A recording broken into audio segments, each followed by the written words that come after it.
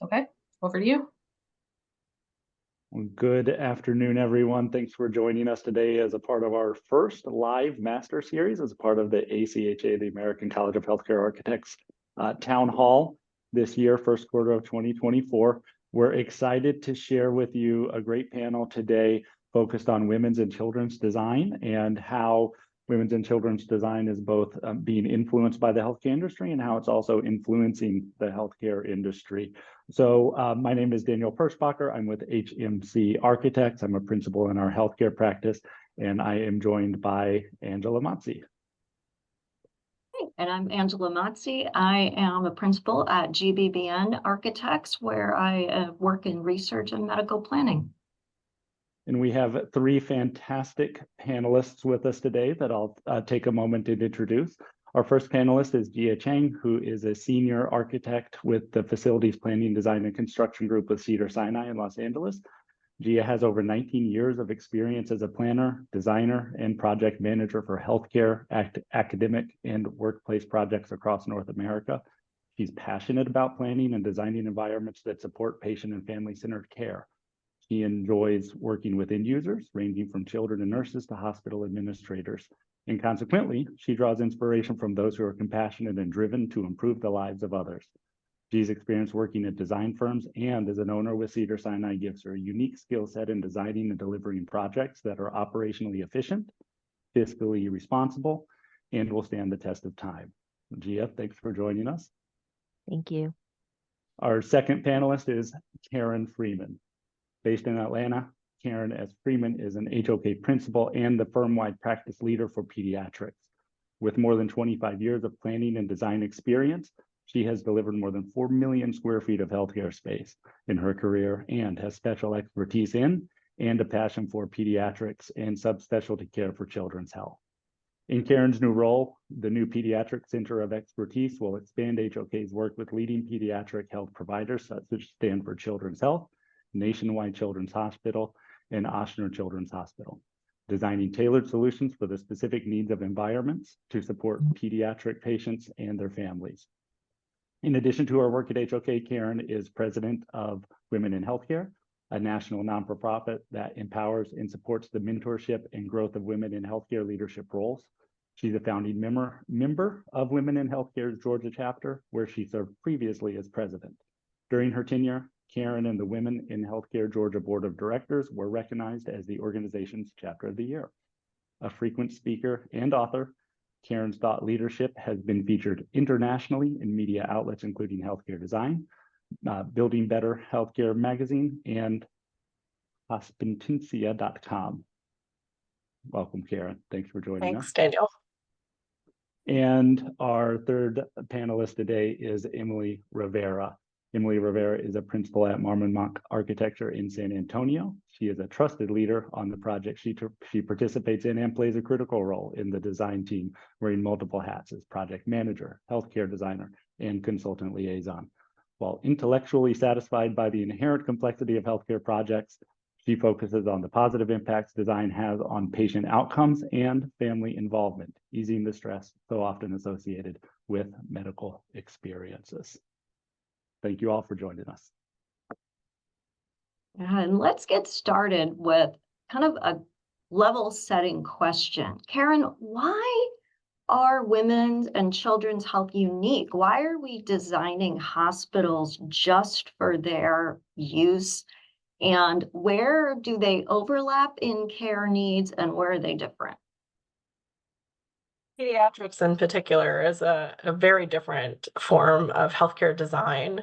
We're designing for the whole family in pediatrics. Children don't go to the hospital by themselves like we do as adults. Their care tends to be much more specialized when they're outside of their general practice, their general physician.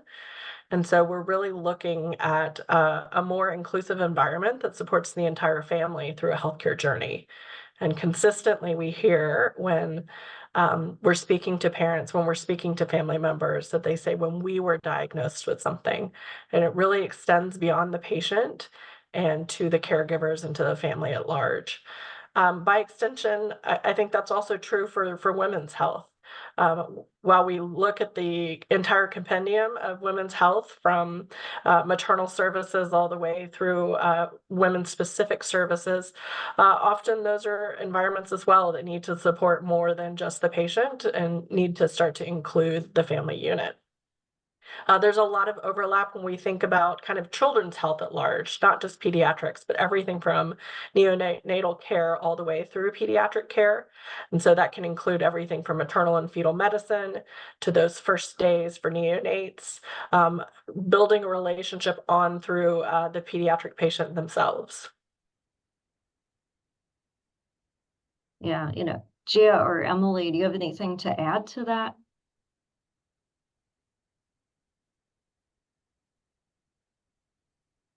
I agree, especially with pediatrics and also women's really being a family unit as far as the approach to healthcare and just everyone that needs to be considered in the healing. Yeah, and I think to add to that, there's been maybe old conceptions that pediatric care is just adult care, but maybe kind of shrunken down in size. But really, it's a different cohort of patients and, different specialties that you need to look at to provide health for women and children. So. No, that makes so much sense. And Gia, as hospital facilities continue to evolve, oftentimes women's and children's services are starting to become integrated with one another as kind of co-located or comprehensive services. Why should women's and children's, or should they? And if so, why should women's and children's services be integrated into a single environment? Yeah, so like Karen and Emily both said, the care really is about the family. So it really comes down to the continuum of care. Unfortunately, I think a lot of healthcare facilities or institutions have to work with their existing built environment. So not everyone has the advantage or the space to design and build a dedicated women's and children's hospital. So at Cedars-Sinai, for example, our main medical center is in Beverly Hills, and it's very landlocked. There's very little space and not an empty chair. So we have over 1,000 licensed beds, 125,000 ED visits a year, and 7,000 births a year. And up to very recently, we've operated primarily as an adult-based hospital that does provide a subset of pediatric care, as well as labor and delivery. But recently in 2022, we were very fortunate to receive a huge donor that helped us open the Guerin Children's Institute at Cedars. And so now we're really our mission is to really grow pediatric services and fill a big needed gap in the Southern California area. So we really do want to provide that seamless continuum of care from newborns to adolescents to adults. So I think a lot of us are kind of functioning as a hospital within a hospital. So it's really drawing upon, trying to integrate what we're really good at in providing care for adults and, getting that specialty and applying it to the pediatric care as well. So in an ideal situation, we should be able to co-locate, or we should be co-locating our women's services and pediatric services, just because from, antepartum to delivery to postpartum, and then you've got the NICU and babies that could potentially be in a pediatric inpatient setting for several years of their lives. You really want to have that one environment where you can have both staff and families kind of move between the different areas of care.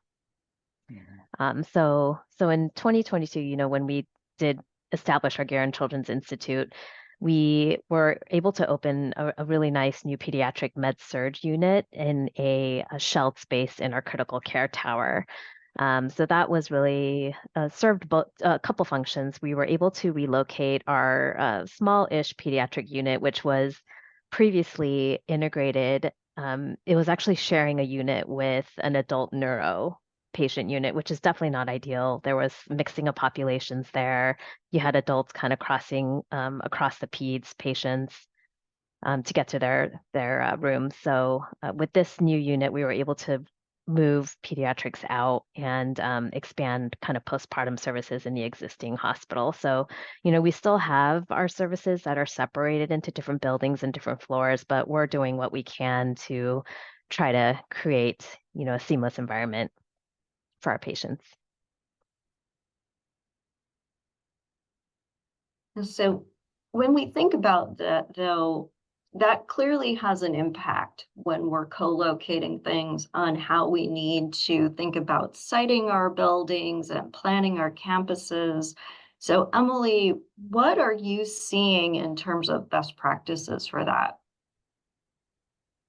Seeing a lot of attention and priority given to experience as far as family and staff, but particularly for families, providing views to green areas and landscapes, and really thinking about what it's like to be in the building, even like wayfinding, like can you find where you need to go in the hospital, or are you going to get turned around and lost and stressed?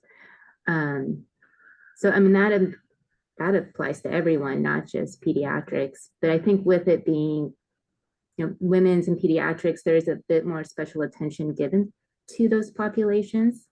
And then also I see a lot of attention given to emotional wellness, not just physical wellness.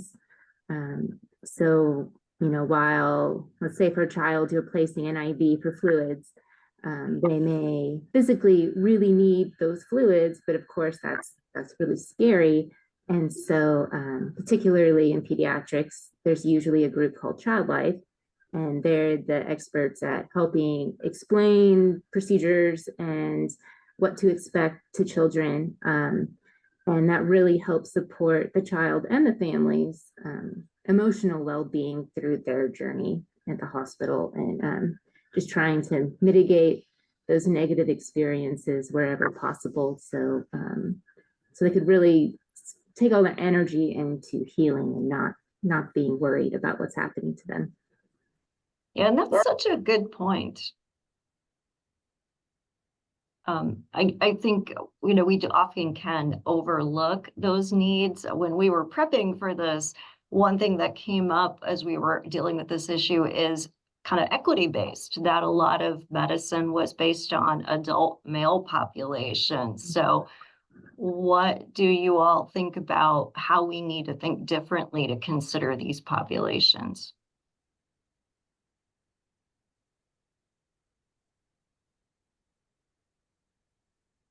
Well, I can start some of that off. I can't recall if we talked about who might kick off this particular topic, but for me, it's really about recognizing that the parent is the primary caregiver in a lot of pediatric situations. They're the ones who know their child best. They're the ones who can understand and see differences in mood, and personality, and the emotional well-being that Emily spoke of. And that's really an integral part of the kind of the treatment path, and really being able to communicate that to the providers. And so we want to set families up to have the best possible experience where they can really focus on their child, convey that information, often for patients who can't convey that accurately for themselves. And so it's about building that moment of connection between the patient family, and the patient, with the provider, with the caregivers, so that we can get the best possible patient care, and best possible treatment plan.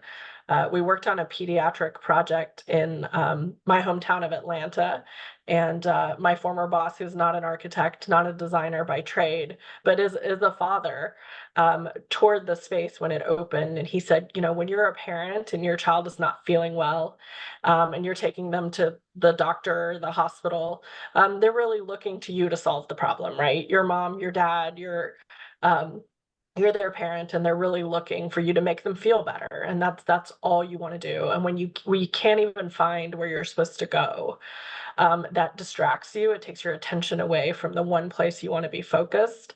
And he said, he really felt like it erodes that bond between parent and child. And so if we think that the built environment has the opportunity to simplify that process, reduce that stress, allow that focus to be placed where it needs to be focused, supporting a bond between parent and child, I think would be an amazing opportunity that we could influence with the physical environment. And so I was grateful for his feedback on that. And it's something I've thought about ever since. That, you know, we think about intuitive wayfinding as being just as simple as somebody not getting lost, but it can have a much more mental and emotional impact than I had previously recognized. Are you Yeah, I seeing will similar say, things? yeah, and I think advocating for the pediatric patient is really family effort. But I think there's one thing that Emily and I saw when we were working on the University Health project together, the new Women's and Children's Hospital, is that there are some babies in the NICU or even kids who may not have a parent that's able to visit, or a parent that has their own medical issues or dependents. And so maybe Emily, you can talk a little bit about the hybrid model of having both private NICU rooms as well Mhm. as, shared, because I think those are very valuable in that particular patient population. Yes, so in for the NICU at University Health Women's and Children's is a regional hospital. So they're getting babies from the Valley, out West Texas. I mean, they're getting babies all the time. They have their NICU transport team. And so when, these babies are coming from far away or even locally, sometimes their parents aren't just unable to be with them. And so while we were looking at different NICU models, we knew we wanted to go to mostly private room-based NICU model, which I think it says a lot about the investment the hospital is putting forth towards their NICU. And there's so many great things about the private rooms because you get reduced noise, you get reduced interruptions. Hopefully it leads to better health outcomes for baby and mom, better breastfeeding outcomes, all those things. And then parents can be more involved in their care and just feel much more integral with their baby. But that's not always the case for every family type. So they do have 4 rooms with 4 stations each. And they're like the multiple treatment or multiple NICU rooms. And so those rooms could be used either if there's multiples, since it is a destination hospital of sorts, they're going to get lots of multiple births there.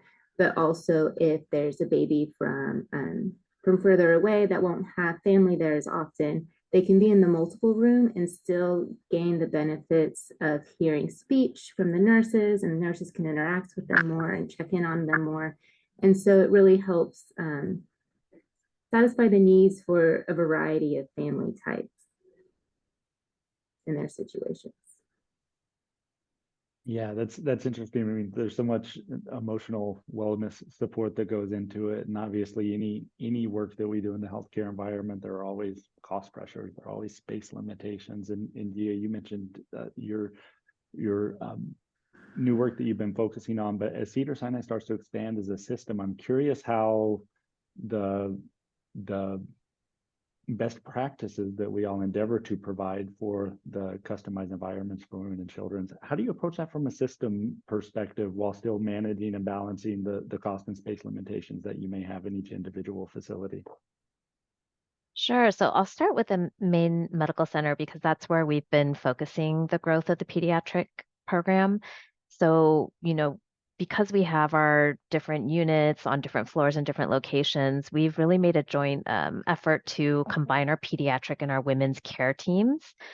This is in the past couple years, they've started huddling at least 3 times a day to look at patient census, throughput flow, and transfers between PEDS, PICU, and NICU.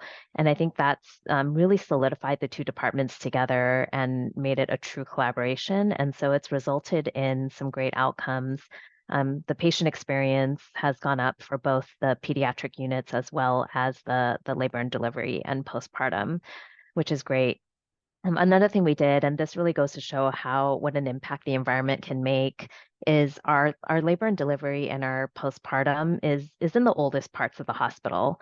And obviously, everyone knows in California, we're facing, seismic upgrades and a lot of work that needs to be done. And so rather than waiting for those seismic upgrades to take place before we could do major work, we made a big decision to do cosmetic upgrades in the units. And it's, repainting the walls, it's replacing all the flooring, replacing all the signage, and it's little things. It's kind of low-hanging fruit, but after doing that, we've gotten, positive patient feedback from both the patients and families as well as the staff.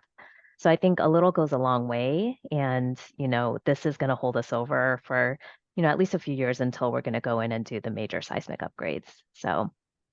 And then as far as growth system wide, so as we're beginning to affiliate with different hospitals across Southern California, we're focusing on certain specialties in pediatrics. We're not trying to do it all. So our main focuses right now are some of the subspecialties of epilepsy monitoring. So in our New Guerin Children's Pediatric Unit, we made sure to put in a robust epilepsy monitoring infrastructure into 4 of the rooms, and they've been, very successful and highly utilized. And that ties into our neuro program, both on the adult side as well as peds. And we're also focusing on spine, congenital cardiac, and maternal fetal. So we're going to focus on those and just really become experts in those subspecialties, and hope that that will help draw in patients across the community, in addition to providing some of the basic, primary urgent care.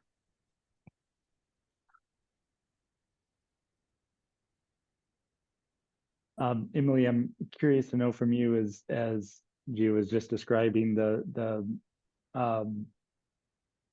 specialization of the units, as you start to look at pediatric and neonatal design, have you seen, and if so, how pediatric design start to influence healthcare design for all patient types? I can see it in a number of ways. I mean, obviously the family, with pediatrics, you have family coming along with you, and I think the research is showing that family involvement and support is beneficial across all age ranges, and it really is important, not just for emotional well-being, but I mean, it also helps having a second set of ears listening to what the care team's telling you, particularly if it's a stressful conversation. It helps to have another set of people listening and advocating for you and who know you. So I see that. There's also, considerations for privacy. With pediatrics, it does make sense to, each child has their own private room, because, like I did have a child, my oldest, he was in the hospital at one time when he was 2, and a few nights we were in there, we were in a dual occupancy room, and boy, was that stressful trying to keep him quiet so the other child sleeps. It was very stressful. And so the private rooms, big help there. And then just considerations for art. University Health has a very robust art program called Salute Art. And, just trying to make the space just feel better to be in. And I think that's coming along towards all populations for hospital design, but I can see how pediatric is influencing that. And I'd like to add on to that. I was talking to our child life specialist as well as our pediatric associate director, and they were saying that for pediatrics, it's really important to try to make the environment an extension of their day-to-day life. And I know that's hard to do when you're in a hospital, stressful environment, but it comes down to providing levels of control in the patient room, for example, because some patients can be very photosensitive or light sensitive. So being able to dim or perhaps change the color of the lights, and providing positive distractions throughout the unit. So, giving that sense of play for the kids, and also giving a quiet work area where parents can get away and take Zoom calls or continue on their day-to-day as well. So I think, designing, creating that environment where it's a place of safety and comfort, as much as we can. Yeah, and just to kind of build on that, we've outlined today so many great strategies in pediatric care, especially, but also in design of women's centers. And a lot of these have been strategies that we've been working with over a number of years. So have you started to see more breakthrough where some of the things we are doing is starting to be seen as universally good? I know you mentioned one thing, Emily, but are there more? Are there more things we should be doing maybe that we're not? And, let's maybe keep building on what you were thinking about, Emily, when you started to mention that before. I'll piggyback a couple of things on the most recent thing that Gia mentioned. That sense of control, that sense of autonomy, I think is incredibly important, not only for the peds environment, but for healthcare, universally. We really want to feel like we have some autonomy over our situation. We want to be treated with dignity, and being able to control our environment is a key part of that. When we were working on the University of Iowa Stead Family Children's Hospital, one of our peds and family advisory committee members was a young man who had had a number of health issues throughout his life and was, a frequent flyer, we would call him. A great advocate for what it's like to be in the hospital for several weeks at a time. As a teenager, he was in his teens when we were engaging with him, and he would bring his bedside lamp from home because he really felt like the lighting in the room was just far too harsh, far too clinical. And he was a real advocate for having some ability to kind of change that environment and make it a little bit more comfortable and homey. Unfortunately, Drew passed during the design and development of that project, but to this day, Drew's lamp is in every patient room at that hospital. And it's a wonderful reminder of his impact on that project, and thinking about ensuring that we're really providing a lot of flexibility and a lot of control to the patients in that space. Another thing that I can think of is that in pediatrics, we've been focused for quite some time on designing for neurodiversity. Neurodiverse diagnosis are continuing to expand.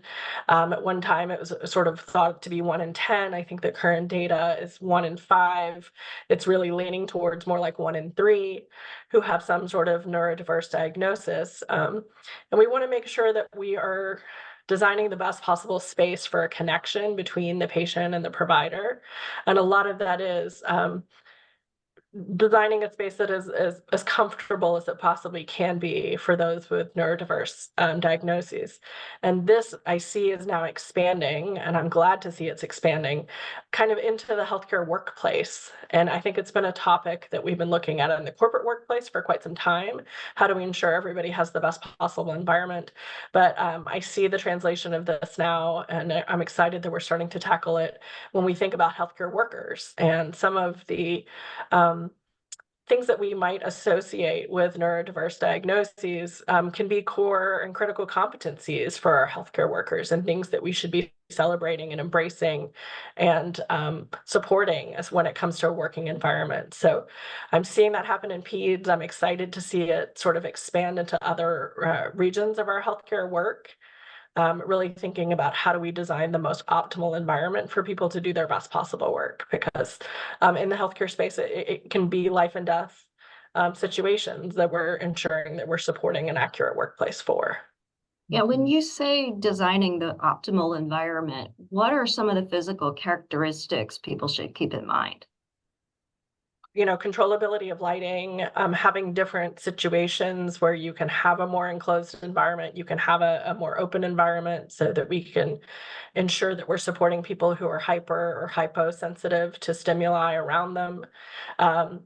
Is there, thinking about the transition between folks in the ER on a daily basis, shift workers who are working that third shift, and what that does to our circadian rhythm can be amplified by some of these neurodiverse diagnoses. So how do we ensure that when they're making that shift change, that they have an environment where they can talk one-on-one with their shift change partner, where they can have a space for rounding that makes sense to them and supports them, so that they can share that that critical information and move on effectively with their day. So it's about providing different options in the environment from a sound perspective, from a lighting perspective, from a stimuli perspective. And a lot of that we are doing with furniture, a lot of that we're doing with finishes and the shaping. So the impact that the physical environment can have on our ability to communicate with one another is a critical part of how we practice healthcare these days. Yeah, and I think it also touches on trauma-informed care too. Like when we arrange a space and we think about hierarchical relationships that we might be setting up as well. So control, like everyone has mentioned, but also some of these other more subtle ways of communicating psychological safety can be important. So what are you all seeing there?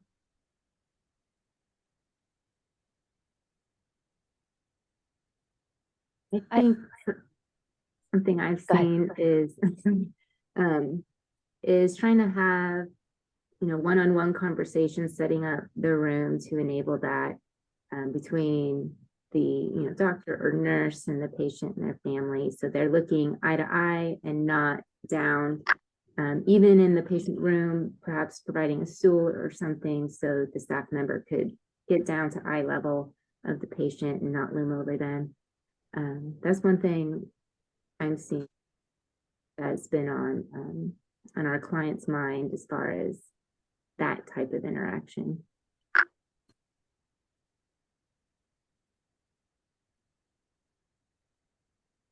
Gia, did you have anything to add? I'm sorry, I wasn't sure if you were. Oh no, I feeling was kind something of as well. just Yeah. thinking along the lines of women's care. One thing that's very unique about the University Health project in San Antonio is the dedicated women's ED. And that's not something, it's something even at Cedars-Sinai, our ED is so impacted. We have so many different patients coming through that we don't have a dedicated peds or women's element to it. But I think that was a really important piece to have at University Health because, women are going, even antepartum, are going through so many different gynecological or OB issues, things that are very unique to that patient population. And so I think that's been a huge success. Emily, you probably have more to say about that. That's it. University Health has women's ED that half of it is for gynecological oncology and then the other half for OB.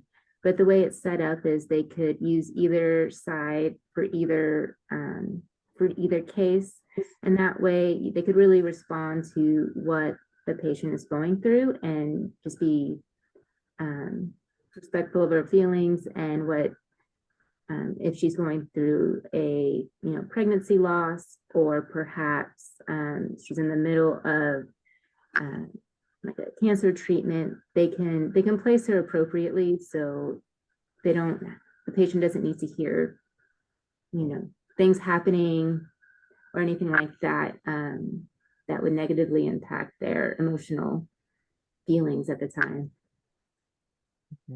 Yeah, that's a really amazing example. Historically, right, for ages, medicine has been focused on folks who look like me, right? Old adult males, and then everybody else has to adapt to that environment. It's such a unique, customized example. I'm curious if you all have any other examples that you've come across in neither the women's or the children's perspective of really customized solutions catering to that specific patient population. Or I think of a couple more. They do have a robust MFM program at University Health, so they're very aware of those complications that can happen.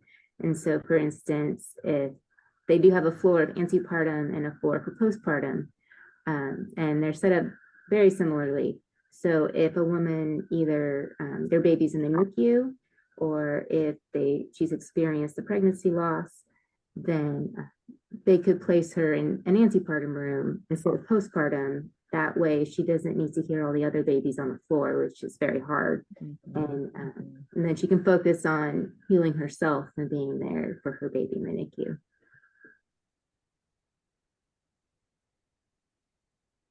we've talked a lot about also in the context of customization of space and kind of gearing towards the pediatric. One of the big things is pediatric is a whole range of kids up to people who look like me, 18-year-olds, 19-year-olds.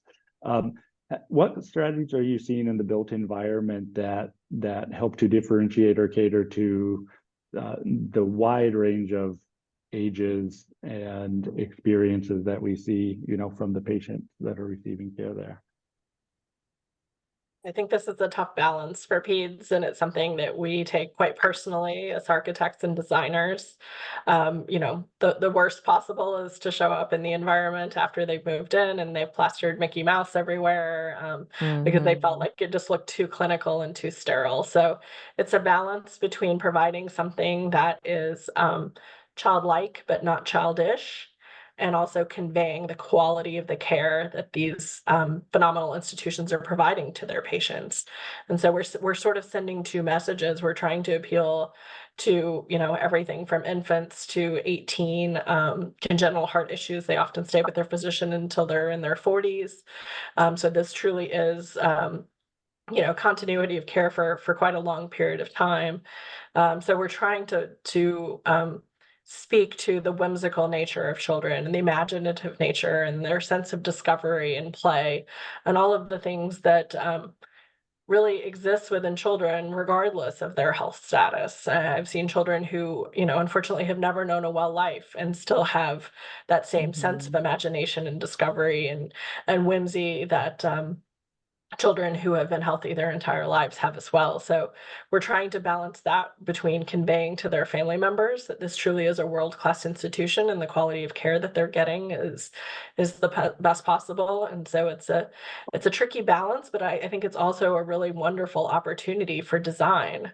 I know when I look through the magazines and I look at what my peers are doing and what we're producing, those are some of the most exciting design opportunities to speak to the psychosocial needs of children and their families, and really to develop a design that is rich and warm in meaning, and creates a comfortable and exciting and playful space.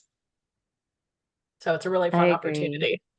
Yeah, definitely. And I think in addition to balancing, the finishes and not making it child-ish, I think, storage is a huge component of pediatrics. Sometimes we as architects forget that part of it. It's not just one size patient bed that you need to store. It's a whole range of bassinets and cribs and whatnot. So that's a huge element in addition to the other specialty equipment that you need.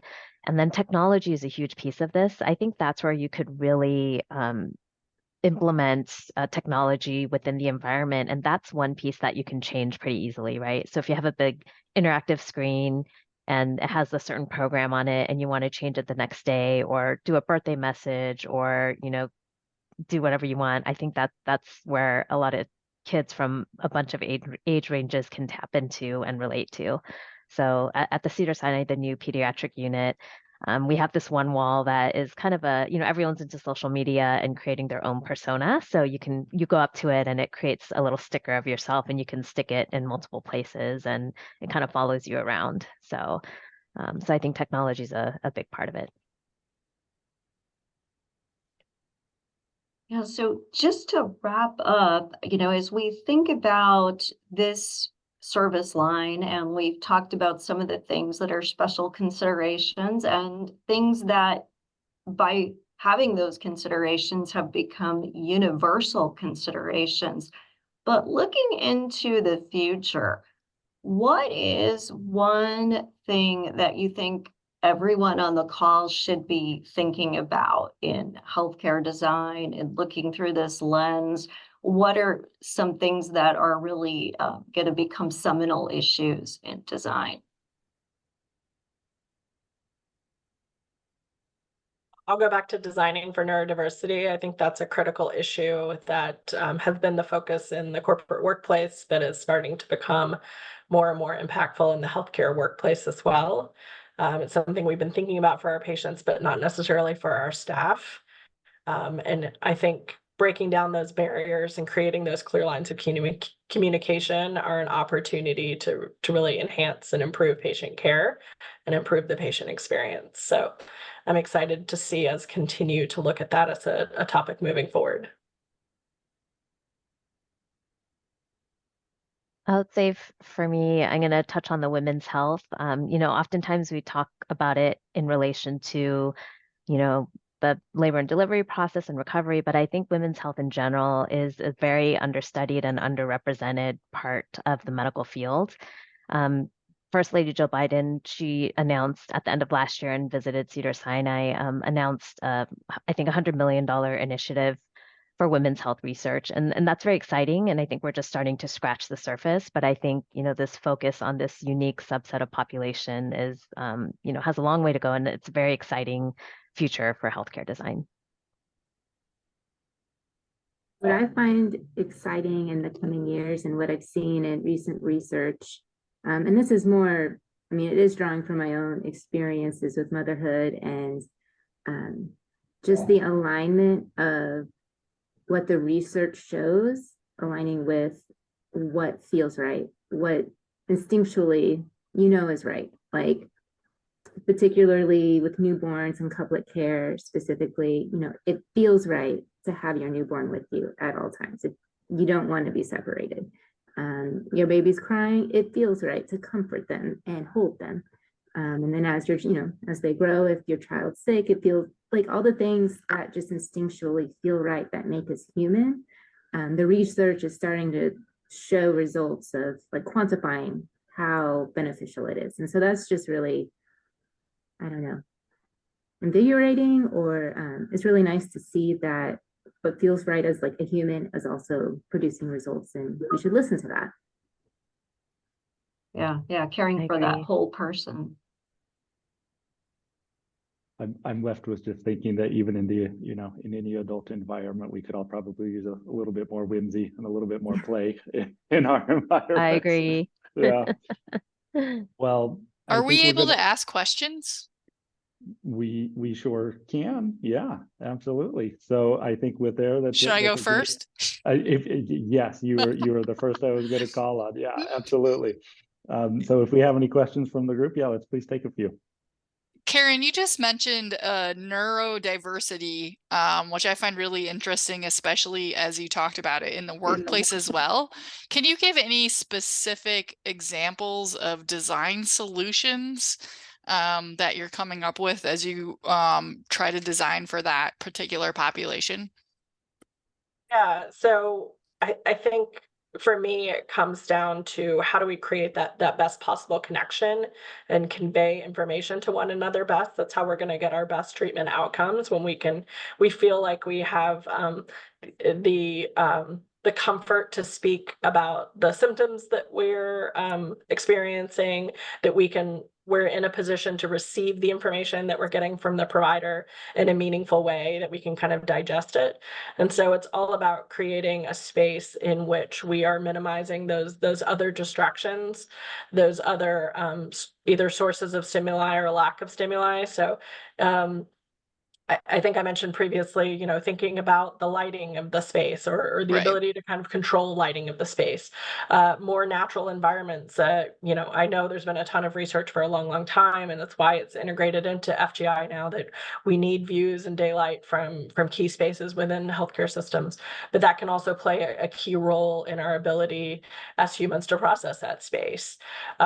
Having different size and configured areas where we can sit and have those one-on-one conversations.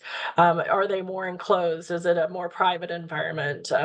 What do we need to have the best possible connection with one another, whether that's with our colleague or with our patient and our provider? What are those design tools that we need to be thinking of? So we've got a lot of flexibility now in our lighting systems that we didn't have 10 years ago. We've got a lot of flexibility in configurable seating systems and furniture systems that really can be configured to create an environment for someone who needs less stimuli to be able to kind of fashion that to be able to focus on their work, or for those of us who you know, thrive working in the Starbucks and need more input around them. The ability to kind of work at different workstations and different types of spaces. So it's not that sort of one size fits all nurse station anymore. It's about having those, you know, private breakout spaces, those dictation spaces, those small rooms, those large rounding rooms, just a lot of different options so that we can best process the information. Thank you.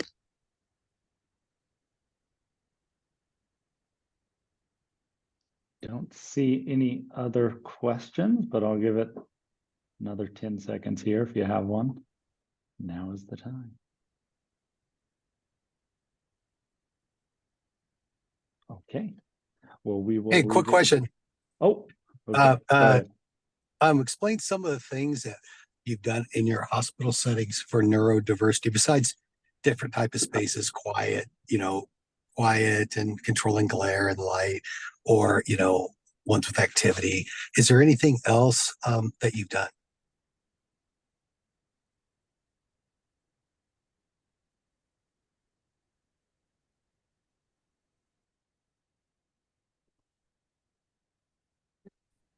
Any takers?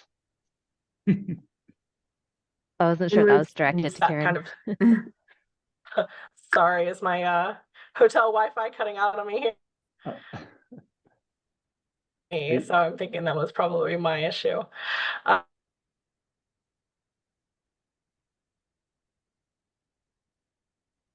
Oh shucks, we made it. No. We made it this far with medical issues. It happens. One question too many. That's Sorry. all right. Sorry, my free Wi-Fi has let me. That's okay. The beauty of it being at the end is that we may be able just to chop it right out of there. So why don't we just use this as an opportunity to thank Gia, Karen, Emily, for joining Angela and I in a really fantastic and robust conversation around women's and children's design in the healthcare environment. Thank you for our participants who joined us live for the first time, and thank you to everyone who ends up watching this video at home later on in the workday. So thanks, everybody.